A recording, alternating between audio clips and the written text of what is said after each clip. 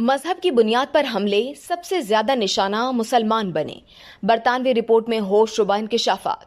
बरतानवी हुक्काम के मुताबिक इंग्लैंड और वेल्स में मजहब की बुनियाद पर नफरत आमेज हमलों का शिकार होने वालों में सरे फहरिस्त मुसलमान हैं।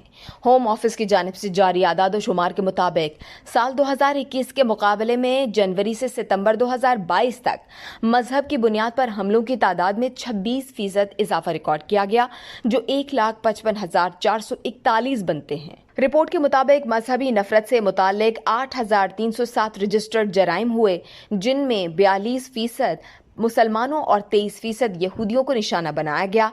रिपोर्ट में कहा गया कि हालिया बरसों में नफरत अंगेज जराइम में इजाफे का रुझान बुनियादी तौर पर पुलिस की तरफ से जराइम की रिकॉर्डिंग में बेहतरी की वजह से हुआ है।